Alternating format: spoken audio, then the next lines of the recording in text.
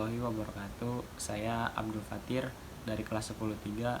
Kali ini saya ingin menjelaskan tentang kedatangan Islam di Nusantara. Pertama, keadaan Nusantara sebelum datangnya Islam.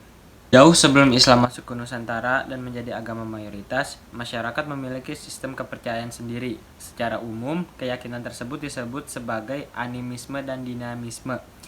Kemudian periode Hindu-Buddha dimulai sekitar abad ketiga dan pengaruhnya paling besar terdapat di Pulau Jawa.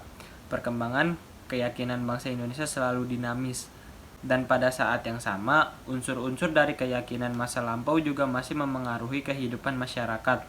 Hingga sekarang, untuk lebih jelasnya berikut adalah penjelasan masing-masing keyakinan masyarakat sebelum periode Islam. Yang kedua, latar belakang masuknya Islam di Indonesia. Sebab khusus. 1. Kaum pedagang memegang peran penting dalam persebaran agama dan kebudayaan Islam. Kedua, letak Indonesia yang strategis menyebabkan timbulnya bandar-bandar perdagangan yang turut membantu mempercepat persebaran Islam. Sebab khusus. 1. Terjadi pembaruan antara perdagangan dari berbagai bangsa serta antar pedagang yang penduduk setempat. 2. Terjadi kegiatan saling memperkenalkan adat istiadat, budaya, bahkan agama. 3. Cara Islamisasi di Indonesia. A. Perdagangan. Mengharuskan para pedagang muslim untuk singgah dan membentuk perdagangan. B. Perkawinan. Para saudagar muslim dari Gujarat, Arab, Benggala, dan lainnya menikah dengan orang Indonesia. C. Melalui pendidikan, mendirikan pondok-pondok pesantren sebagai tempat pengajaran agama Islam bagi para santri. Dan D. Kesenian. Salah satu contoh penyebaran Islam melalui kesenian yaitu seni bangunan, seni pahat, dan seni ukir, seni tari, musik, dan sastra. Yang keempat, 3 teori Islamisasi. A. Teori Gujarat. Dalam teori ini diceritakan Islam ke Nusantara pada abad ke-13 dan pedagang India Muslim. B. Teori Mekah. Teori yang digagas Buya Hamka ini mengangkat bahwa proses masuknya agama Islam ke Nusantara adalah langsung dari Mekah atau Arab. C. Teori Persia. Pencetus sekaligus pendukung dari teori Persia adalah Umar Amir Hussein dan Hussein Jajadiningrat. Mereka menyatakan bahwa Islam yang masuk di Indonesia pada abad ke-7 Masehi adalah Islam yang dibawa oleh kaum Syiah Persia. Sekian dari saya. Wassalamualaikum warahmatullahi wabarakatuh. Assalamualaikum warahmatullahi wabarakatuh. Perkenalkan, nama saya Ariki Andre Butar-Butar. Saya dari kelas 10-3. Di sini saya akan menjelaskan tentang bagaimana masuknya agama Hindu-Buddha ke Indonesia. Pertama-tama, sebelum masuknya agama Hindu dan Buddha, negara Indonesia atau Nusantara telah berkembang sebuah kepercayaan yang dikenal dengan dinamisme atau animisme, yaitu kepercayaan terhadap roh nenek moyang dan lainnya. Masuknya Hindu-Buddha berawal melalui perdagangan, di mana sebelum bangsa kolonial datang ke Nusantara, Indonesia melakukan transaksi perdagangan dengan bangsa lain.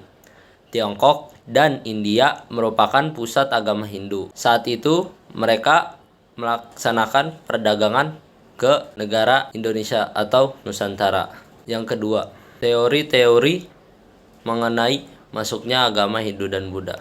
Yang pertama yaitu teori tentang Brahmana. Teori ini dikemukakan oleh Jacob Cornelis van Lier, berpendapat bahwa agama Hindu dan Buddha dibawa oleh kaum Brahmana atau pemuka agama ataupun juga pendeta pada saat itu.